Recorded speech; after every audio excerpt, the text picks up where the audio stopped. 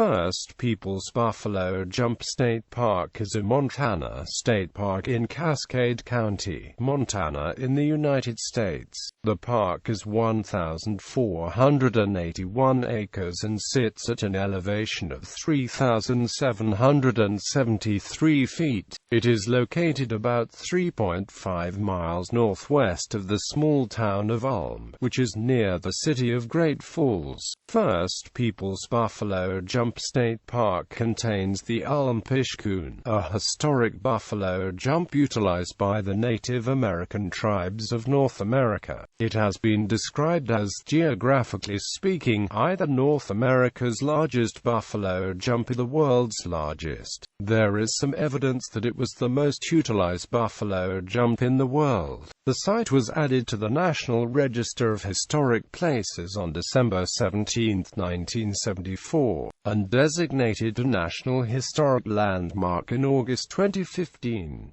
The former name of the park was derived from the Blackfeet word Pishkun, meaning deep kettle of blood, and the nearby town of Ulm. Although there are more than 300 buffalo kill sites in Montana, First Peoples Buffalo Jump is one of only 3 protected buffalo jumps in the state. The other 2 are Madison Buffalo Jump near Three Forks, and Wak Pishkun near Havre. History. Native American used the site's cliff face is approximately 1 mile long, and has been variously measured at between 30 to 50 feet in height. The east-west trending cliff is composed of sandstone that is part of the bentonitic Taft Hill member of the Blackleaf Formation. Archaeological research and carbon dating of evidence at the site indicates that Native Americans used the site as early as 500 CE. However, in 2011, park archaeologists found a point that initial estimates indicated might be as much as 5,000 years old, which would force a radical revision in the date of earliest use. But this early use appears to be infrequent. Most evidence indicates that the Pishkun began to be heavily frequented for hunting purposes around 900 CE. The site was used as a buffalo jump, a place where American bison could be driven up a hill and over a cliff. Prior to 1700 CE, Native Americans lacked horses, because they utilized dogs as hunting companions and for transportation. This time period is known as the Dog Days by many tribes. Bison served as a significant food source for many Native American tribes. Killing the animals, however, was difficult, as bison are notoriously difficult to herd or capture, and can be highly aggressive. Buffalo jumps were one way to kill large numbers of the animals at once without many of the risks associated with close proximity ambush. Once the animals were driven over the cliff and incapacitated, they would be slaughtered and the meat, hides, and bones used by the hunters to feed and clothe the families and to make various tools and weapons. Jumps were rare, as ambush was a far more common killing method. There is conflicting evidence about what time of year the jumps were used most heavily. There is some evidence that bison kills usually occurred between early fall and early spring, but evidence of unborn and young calf skeletons at the site indicate that slaughter may have occurred year-round. Under the most widely accepted scenario, hunters would slowly encircle a bison herd several miles from the jump and subtly drive them toward the base of the hill leading up to the cliff. It's not known how many hunters this required. Archaeologists theorize that anywhere from 12 to 100 people may have participated. Low fences of rock and braided vines were built to help funnel the bison toward the summit. These fences extended back at least half a mile from the summit. As the bison began moving toward the summit, hunters would leap up from the hiding places behind the rock fences and begin making loud noises. This would begin to stampede the herd, so that they could not stop at the cliff face and would plummet over it to their deaths. There are oral history traditions among some tribes about buffalo runners, swift, brave young men who would drape themselves in a buffalo robe and race ahead of the herd to help lead them toward the cliff summit. The young man would leap over the cliff and land on a ledge just out of sight below, while the herd would plummet over and past him. Others would kill any animals who did not die from the fall, and butcher all the carcasses. The slaughtering process changed over time. An analysis of the deep piles of bone at the site revealed that the earliest hunters probably just stripped the hides and meat off the dead animals. But around 500 CE, Native Americans began using fire pits to cook and dry the meat, then pulverize it and mix it with dried berries and fat to create pemmican. Tribespeople also built shallow bowls in the earth and lined them with rock to create primitive cooking pots. These cooking devices were used to boil bison blood so that it would coagulate and to lessen its susceptibility to spoilage. Other foods would be mixed with the coagulated blood to form a sort of gelatinous food source high in protein and nutrients. Or the cooked blood could be used with ground grain to make biscuits. People came together under temporary leadership to plan and carry out bison drives, and in the huge butchering task that followed, willingness to obey leaders lasted only so long as it was made necessarily by the demands of the communal work. Communal hunts required leadership and organization, but neither was carried over as a permanent feature of the socio-political system. When the drive and the distribution of dried meat was over, the need for leadership was gone, and they returned to informal bad organizations. Several Native American tribes have an oral history which includes the First Peoples buffalo jump. These include the Aninin, Assiniboine, Creek, Gleespel, Piegan, Blackfeet, Salish, and Shoshone. Each of these tribes has its own name for this Pishkun. There is evidence that other tribes may also have used the Pishkun, but this is not conclusive. The site was used heavily throughout this period. There is archaeological evidence that members of these tribes camped on and near the Pishkun. One indication of how frequented the site was is the bone bed, which extends along the entire length of the cliff and is 13 feet deep. An archaeological estimate based on the number of bones at the site indicates that at least 6,000 bison died there. With the arrival of the horse, Native American tribes began hunting buffalo from horseback, and the Pishkun fell into disuse around 1700 CE. Post-Native American use. The area that is today known as the state of Montana was made an organized incorporated territory of the United States in 1864 after a series of gold rushes. Settlement of the territory was sparse, especially the area around the Pishkun. In 1878, the area containing the First Peoples buffalo jump fell under the control of William H. Ulm, a white settler from Indiana who homesteaded a 1,000-acre cattle ranch in the area.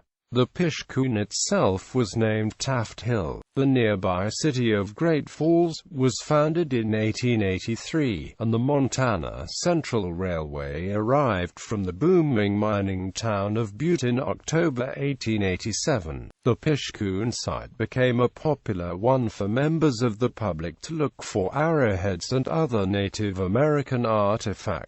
From 1889 to 1905, the Pishkun was used as a sandstone quarry. Several buildings in Great Falls and Helena were built with sandstone quarried from the site. The state of Montana obtained the site sometime prior to 1945. From 1945 to 1947, the need for phosphorus was high. The state of Montana leased the site for $7,600 to the Frost Fertilizer Company, which began mining it for bone. More than 150 short tons of bones were removed from the site, pulverized, and shipped to the West Coast for use as fertilizer and in explosives manufacturing. The site was one of the the two largest Pishkuns in the United States mine for bison bone. A second attempt to mine the site for bone was made in the 1950s, but local rancher Ulm, who wished to protect the site from further depredation, leased the land and kept it off limits to the public. As a state park, the Montana Department of State Lands purchased a portion of the site in the 1930s. The lands were made part of the school trust lands, land held in trust for the benefit of the Montana public schools system. Under a mandate from the Montana Constitution, these lands must be managed to obtain the maximum benefit possible. Amateur archaeological activities began at the site in the 1950s and 1960s, which developed archaeological evidence about the importance of the site. The first efforts to establish a state park occurred shortly thereafter but were unsuccessful. In the early 1970s, the Montana Historical Society leased the portion of the site owned by the state. The Historical Society turned its lease over to the Montana Fish and Game Commission, which in 1972 turned the 160-acre site into a Montana State Historical Monument. The Fish and Game Commission eventually leased the site directly and managed it on behalf of the Department of State Lands. From 1972 until 1998, the only amenities at the site were picnic tables and limited signage below the cliffs. Local private organizations assisted the Fish and Game Commission in maintaining the site. Scientific research, funded almost exclusively by private organizations, was conducted at the site in the 1990s.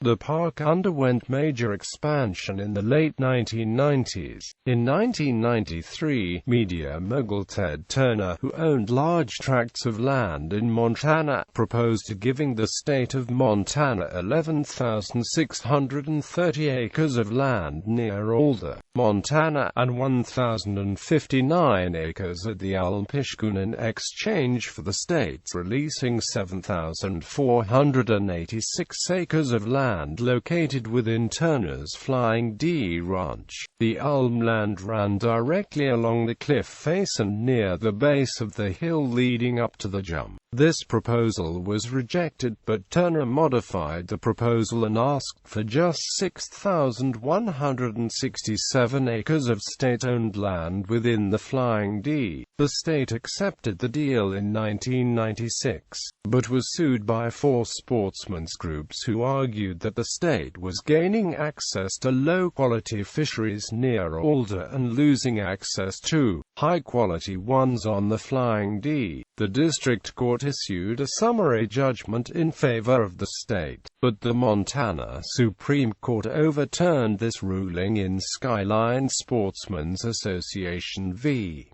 Board of Land Commissioners, 286 Mont. 108 951 P2D29, and remanded the case back to the district court for further proceedings. In August 1998, Turner agreed to provide a 20-year conservation easement to give the public access to the fisheries on his land. 4 months later, the State Department of Natural Resources and Conservation gave 1,070 acres of land next to the Pishkun to the State Fish and Wildlife Commission, in exchange for 1,067 acres nearby. The DNRC had gotten the land from Turner, and the swap occurred to help expand the southern portion of the Pishkun by more than a mile. The land swap meant that a number of improvements to the park could now go forward. The Montana FWP had long sought to build an interpretive center at the site, but due to the small amount of land the state owned the project had never received permission. Although the land swap was not yet a done deal, in 1997 the Montana state legislature approved $950,000 for a new visitor center. The center was originally proposed from the top of the cliffs, but Native American tribes opposed that site. Instead, a 6,000-square-foot center was sited at the base of the hill leading up to the cliffs. A series of major improvements occurred at the site in 1999.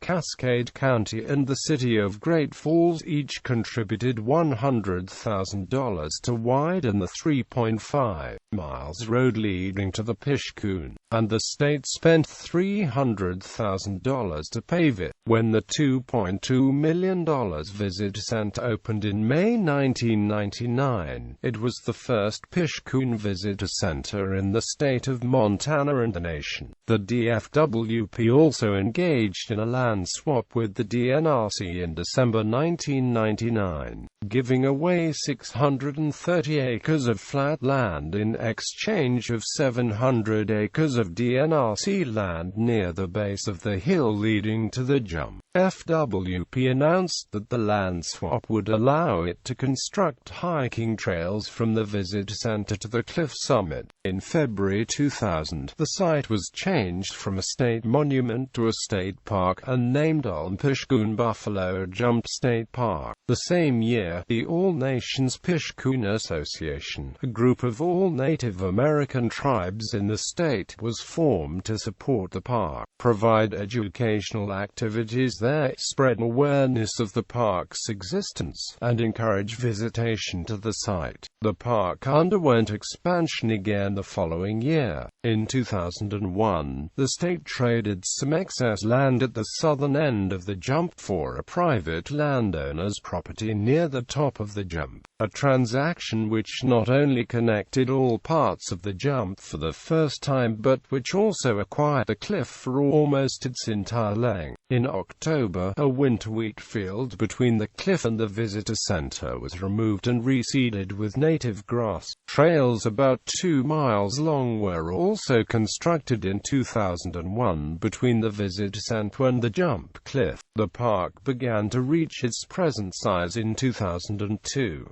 In August, the DFWP leased more than 1,200 acres of DNRC land to the west of the park, doubling the size of the Buffalo Jump.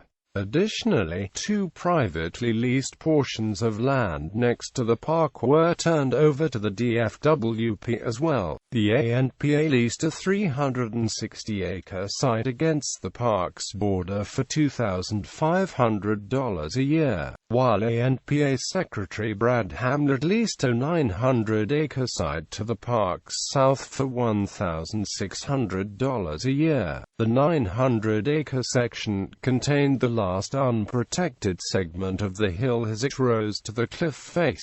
Both leases were assigned to the DFWP for the term of the lease, which was 10 years. Development of educational activities at the Pishkun occurred in other ways too. In June 2004, the ANPA, in cooperation with DFWP and DNRC, began housing 4 Spanish barb horses at the park. The barbs were obtained from the Bureau of Land Management's Pryor Mountains Wild Horse Range, and are direct linear descendants of horses brought by the Spanish to North America in the 16th century. Efforts to expand the park even further occurred in 2005. State officials began working on yet another land purchase that would permanently double the size of the park. In March 2005, the DFWP spent $96,500 to eliminate a hairpin turn on Taft Hill Road, reduce the road's grade, and lay new gravel on the road. Park officials also began to worry in 2005 about an infestation of black-tailed prairie dogs. The prairie dogs, which were not native to the area, took over an area about 200 acres in size, denuding it of vegetation and altering the historic appearance of the summit of the Buffalo Jump. Park officials worried that arrowheads and other artifacts were being exposed by the activity of the prairie dogs, and that tourists were taking these artifacts from the park. The prairie dogs were also destroying the teepee rings and sweat lodges placed at the top of the Pishkun. The existence of the prairie dogs was also worrisome because the site was so poorly explored. In the summer of 2005, as park officials relocated a portion of the hiking trail leading to the top of the cliffs, they discovered 3 blood kettles mere feet from the old trail. The 2005 effort to expand the park culminated in 2006. In July, the Montana Land Board, the state agency which supervises management of the state's school trust lands, agreed to buy the 898 acres of private land adjacent to the park's northern border for $763,000 and turn over a third of the acreage to the Ulm Buffalo Jump State Park. Marilyn and Ron Eustace, whose family had owned the property since the 1940s, had originally proposed a 250-acre land swap so that the state park could own more land on top of the cliff, but the state offered to buy the clifftop land instead, along with the rest of the Eustace family ranch. The property had been the top item on the DFWP acquisition list. The purchase included the portion of the cliff not already owned by DFWP, and a large portion of the cliff and bone bed which had never been mined, quarried, or disturbed. Stone and braided vine drivelines and some teepee rings also existed on the Eustace land. The purchase was made using funds from the Montana Land Banking Program, a program established in 2003 that seeks to manage state lands more effectively, improve the value of state land, increase the earning potential for this land, and/or reduce the risk to school trust land. The Land Board funded the transaction by using a portion of $6.4 million earned from selling an isolated industrial parcel near Kalispell. The Ulm Pishkun sale was the first purchase the Land Board had ever made. The 300 acres of land transferred to DFWP was non-productive. The NRC retained the remaining land, and said it intended to lease it for farming or grazing. The addition expanded the park to about 2,043 acres. In February 2007, the DFWP purchased a $334,000 permanent conservation easement on 418 acres of the DRNC-owned land. DFWP would pay a lease fee for 5 years on the land, during which time it would seek funding to pay the easement from the state legislature. The easement was purchased in March 2010. Additional expansion was explored in 2009. In early 2009, the ANPA and Hamlet began seeking a way to have the DNRC transfer the lands they leased to the DFWP and take it out of production as farmland. On March 30, the DFWP agreed to take over the leases for a year. The ANPA and Hamlet suggested that the additional lands be used to house a small group of buffalo, or to provide campsites for visitors, but no action had been taken as of April 2011.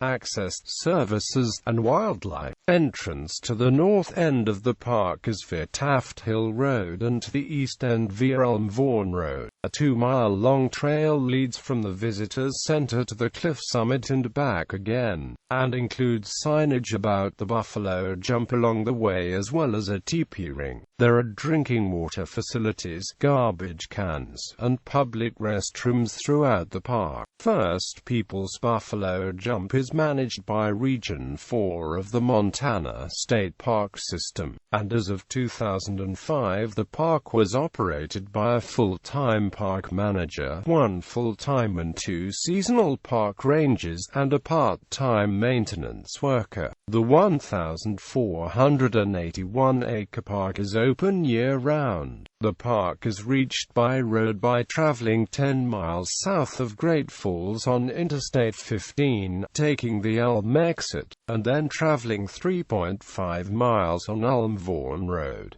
During the summer the park is open daily 8 a.m. to 6 p.m. In the winter it is open from 10 a.m. to 4 p.m. Montana residents do not need to pay a fee to access the park, but non-residents must pay a $5 fee for automobiles or a $3 fee for accessing the park via foot or bicycle. The Visitors Center consists of a main hall describing Native American buffalo culture and how buffalo hunts were organized, a room displaying archaeological finds from the site, a gift shop, and restrooms. A picnic area is adjacent to the visitor center. The fields nearby are also available for use by the public. Visitors can see a stuffed bison, bull, cow, and calf, a life-size teepee made of buffalo hides, and a 160-foot mural depicting the surrounding landscape. The importance of bison in modern culture is also emphasized, and visitors can view a buffalo nickel coin and a football helmet adorned with the image of a bison. The visitor center exhibits were updated in 2006 to improve even further the historical accuracy. In 2009, 8 new murals were unveiled which updated and provided more information about Montana's Native American tribes. Many artifacts such as arrowheads, pieces of pottery, bone knives, and bone scrapers can be found exposed or only slightly buried at First Peoples Buffalo Jump State Park. It is illegal to disturb these items, dig them up, or remove them from the park. Park rangers should be alerted to the location of these items when they are discovered. Plants and animals. A wide variety of plants and animals can be found at the Pishkun. Among the plant species which grow there are blue grama, blue bunch wheatgrass, needle and thread grass, and prickly pear cactus. Wildlife which can be seen there include American badgers, black-tailed prairie dogs, burrowing owls, coyotes, curlews, ferruginous hawks, golden eagles, gopher snakes, gray partridges, great horned owls, larks, mice, mountain cottontails, mule deer, pheasants, porcupines, pronghorns, raccoons, racer snakes, red-tailed hawks, Richardson's ground squirrels, sharp-tailed grouse, striped skunks, Swainson's hawks, western rattlesnakes, and yellow-bellied marmots. Hunting with bow and arrow is available on a limited basis within the park. Bow hunting is limited to those areas furthest away from the trails and other visitor areas. Hunters primarily stalk antelope and mule deer within the park. Hunting in the park boundaries is not common. Only 25 hunting permits were issued by the park in 2008. Visitors are cautioned to be on the lookout for prairie rattlesnakes, which frequent the site. Visitors are asked to wear heavy hiking boots, watch small children closely, and keep pets on a leash. Events. The Native American Cultural Fair is held in the park in late September of each year. The event features an art show, traditional Native American games, songs, demonstrations of buffalo hide tanning, and lectures and demonstrations of traditional Native American culture, stories, and culture. Since 2000, the park has also held an atlatl contest each September. The event, which draws participants from throughout the American West, features both accuracy and distance contests as well as atlatl making courses. In 2008, the University of Great Falls began hosting an annual Buffalo Jump Fun Run each Memorial Day weekend. The event includes a 3-mile walk, a 6.25-mile run, and a half marathon.